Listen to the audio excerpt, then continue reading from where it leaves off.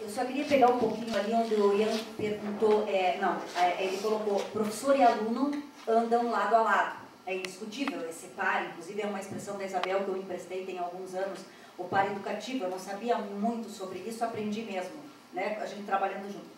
Mas eu sou da seguinte opinião, gente, curta e grossamente, professor e aluno andam para a par, o aluno tem que receber 50% então do salário. O parceiro mais experiente de uma situação de ensino é aquele que vai procurar, sim, que o aluno, Ian, construa o seu conhecimento com essa participação que a Isabel falou, com a questão do ensino-aprendizagem que a Ana abordou, mas principalmente com aquele professor tendo clareza que ele precisa saber muito mais do que aquilo que o aluno vai aprender. Vou repetir, meninas e meninos. O professor é aquele que precisa saber muito mais do que aquilo que o aluno precisa aprender, em qualquer instância do ensino. Então, eu acho importante nesse momento trazer quando é que nós educadores do Brasil, quando é que nós começamos a dizer que a professor e aluno caminham lado a lado? Quando é que nós começamos a compreender que a mediação é o aluno fazendo a sua parte, o professor fazendo a dele? E quando é que nós começamos a dar voz e vez para o aluno na nossa sala? Se vocês pegarem a década de 80 no seu início, gente, no Brasil inteiro nós tivemos um mal muito proveitoso chamado savianismo. E o professor Saviani com sua vara, não com sua vara não, porque ele está vivo ainda, é melhor trocar. O professor Saviani, com a teoria da envergadura da vara, que nos 80 era possível, nos anos 80, ele fez o quê? Ele mostrou para nós, todos que queríamos aprender naquele momento, que nós precisávamos pensar o que o ensino tradicional vinha fazendo com os alunos. E que nós precisávamos dar voz e vez para esses alunos. Nós pegamos essa vara e puxamos para o outro lado, para a outra extremidade. Todo esse discurso foi feito em função da necessidade que se sentia de mostrar que o ensino tradicional não estava muito dando certo. Inclusive hoje, gente, eu ainda falo isso. Aqueles professores, Ana, que ainda dizem que o ensino dá certo, eu quero que eles me digam para quem que deu certo o ensino tradicional. Porque deu muito certo para uma elite que até 70 estava na sala de aula. Deu muito certo o ensino tradicional, porque aquelas famílias eram leitoras, aquelas famílias tratavam a cultura de determinado ponto de vista, aquelas famílias cujos filhos estavam na escola eram corresponsáveis, querida, mas mais ainda, aquela criança aprendia apesar da escola, porque a família dava conta. Então, voltando à vara do Saviani, nós tivemos sim um movimento que parece que não superamos no Brasil, de dizer que se constrói conhecimento a partir das hipóteses dos alunos. Eu acredito plenamente disso. Eu acho que nós, enquanto alunos, vamos construir os nossos conhecimentos. Precisamos de parceiros que saibam muito mais do que nós. Mas, principalmente, a escola tem um tempo para mediar conhecimentos. Então, por exemplo, vou pegar na única área que eu entendo, gente, porque me debruço com carinho sobre isso. Um aluno, seja da classe menos privilegiada ou mais privilegiada, ele vai aprender a escrever se ele for por tentativa de acerto e erro. Ele vai aprender a escrever, mas o Brasil não pode se dar esse luxo de deixar aquele menino descobrindo a escrita. Ele precisa de um professor extremamente leitor, extremamente responsável, que tenha clareza do que significa a escrita na sociedade. A escrita serve para libertar. A escrita serve para que você reconheça em um discurso um tipo de intenção, no outro discurso outro tipo de intenção. Esse professor, conhecedor dessa questão, precisa explicar isso para o aluno e dizer: você está entendendo, meu amor, por que é que você precisa acelerar esse negócio aí, depois letra, tira letra, põe letra, tira letra? Perceberam? Não dá mais para a gente achar que ele vai descobrir sozinho. Ele vai descobrir, mas pode ser que ele leve 10 anos, gente. Pode ser que ele leve 10 anos. Então, essa questão do professor trabalhar ao lado do aluno, caminhar ao lado do aluno, é interessantíssima e necessária. Porém, sabendo da sua responsabilidade, sabendo da sua intenção e percebendo nele um transformador social. Mas não é assim, eu como professor transformo a sociedade. Não. Eu transformo a sociedade e agora eu vou fechar. Dizendo assim, as informações são essas, mas a escola é boa, meu querido aluno. Porque aqui nessa escola nós ensinamos a processar informações. A escola não é boa porque ela traz informações, gente. Informação tem em qualquer lugar. A escola é crucial, porque ela precisa ensinar a processar informações. E não é dizer selecionar informação. Essa serve, essa não serve. Não. É pegar uma informação, mais uma, mais 15, mais 20, e perceber que se eu tiver uma intenção, eu posso trazer para cá, e se eu tiver outra intenção, eu posso trazer para cá. Eu acho que a Isabel fala muito bem quando fala em processar informações. Ela fala muito nas sinapses do cérebro. Vai chegar um momento da nossa conversa que ela vai ter tempo de concluir isso, para eu tomar água, porque eu não consigo mais falar. Antes da gente evoluir, eu acho importante um conceito que a Sandra trouxe, lembrou, e que ele suscita, às vezes, algumas interpretações que não são muito adequadas. E que a Sandra lembrou que eu não queria deixar passar. O paraeducativo, gente, ele se baseia na teoria de papéis, que diz o seguinte: você só é professor se você tiver aluno. É papel e contrapapel. Isso para qualquer profissão. Vai me dizer assim, não adianta chegar e dizer para vocês, gente, eu sou uma cantora famosíssima. Se ninguém me ouve, ninguém me viu cantar, só o meu chuveiro. Então, se eu não tiver o contrapapel para validar o papel não está, ele realmente não existe do ponto de vista da teoria de papéis. Vale dizer o quê, gente? Quando a gente fala, né, que a Sandra trouxe tão bem.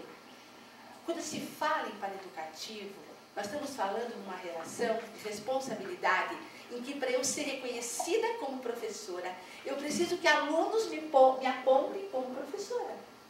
Eu preciso que alunos cheguem e digam: esta é minha professora, ela me favoreceu algumas aprendizagens. Porque senão esse papel não se valida socialmente. Eu estou vindo agora de um município, eu também já vou encaminhar para a próxima pergunta. Eu estou vindo agora, eu estou sob trauma ainda, estou vindo desse final de semana de um município em que foi feita uma avaliação no município todo, a secretária nova de educação, e ela constatou que 82% das crianças não estavam alfabetizadas. Então eu tive uma reunião com professores. Sob o ponto de vista do paraeducativo, ali não estavam os professores, ainda não. Eram aspirantes a professores. Porque no município que 82% dos alunos de todo o município não leem, essa cidade fica no interior de Pernambuco, o papel de professor não se valida, porque quando um aluno encontra com o seu professor, ele não diz: esse professor me ensinou o que eu precisava aprender. Então, eles efetivamente ainda não são professores. São aspirantes de professores, mas ainda não são. Então, eu ia falar bastante coisa, mas como o Ian falou muito, Todos estão querendo.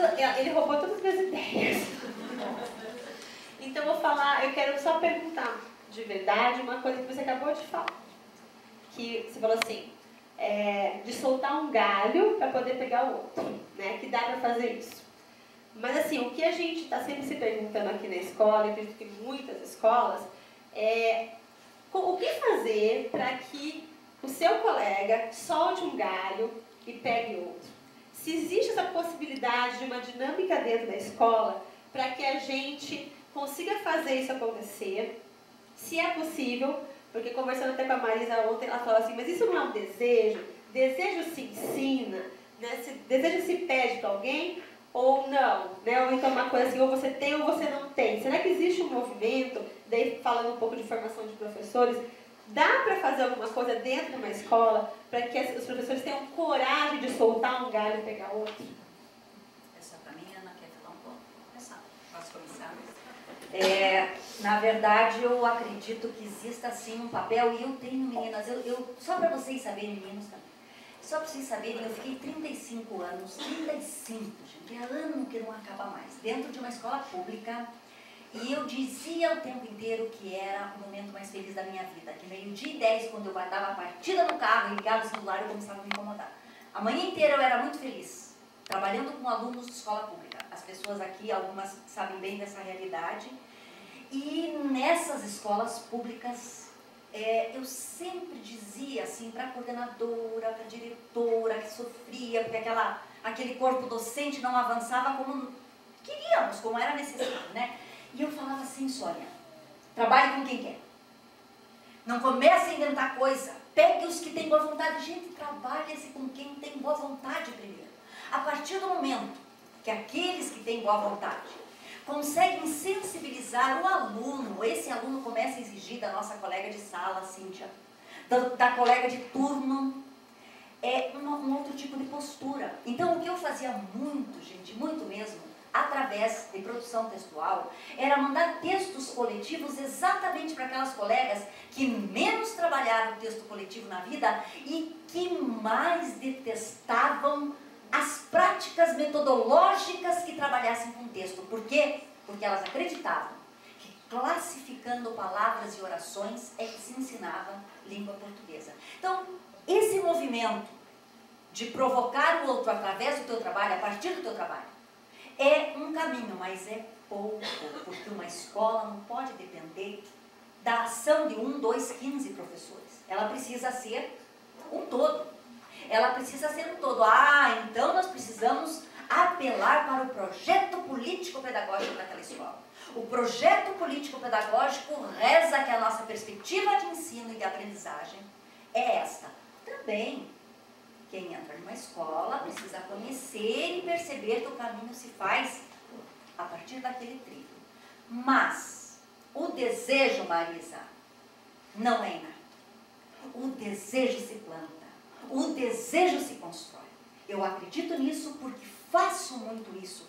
E também já não tive muito desejo que me ensinaram a ter. Então, o trabalho, Cíntia, com os professores, para ter esse desejo, é um trabalho que passa por mostrar a necessidade. Mostrar a necessidade. O professor precisa perceber a necessidade da construção de uma outra lógica social. Ou seja, costumo dizer isso com esse jeitinho carinhoso que vocês estão percebendo que eu falo. A professora está feliz com a sociedade? Como está? Não faça o meu curso. Não vou falar nada que contribua.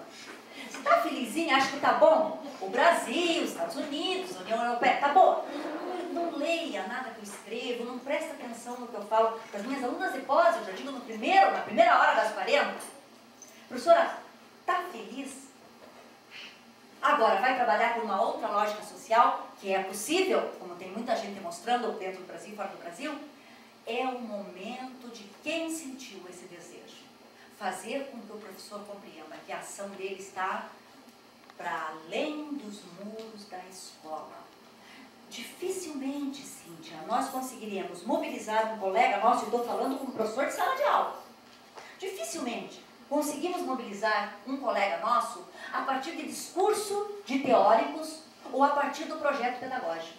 Nós conseguimos mobilizar o nosso colega quando nós mostramos que o mundo está pedindo um outro ser humano, uma outra lógica social, uma lógica onde todos consigam ter o mínimo dos bens culturais e dos bens consumíveis.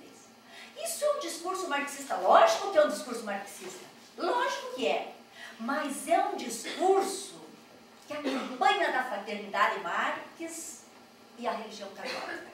A campanha da fraternidade traz um lema. Quem é que sabe o lema da campanha da fraternidade esse ano? Eu não sou católica e sei. Se faz a paz só pode ser construída a partir da justiça, gente. Então não dá para dizer que era Marx que queria mudar o modo de produção. Ele queria, mas tem mais gente querendo, inclusive nós que estamos aqui, porque numa quinta-feira à noite vim discutir essa questão aqui, é quem está querendo mudar, não é? Então mostrar isso para o professor, eu acho que ainda é o melhor instrumento e o melhor caminho. Sandra, fica difícil.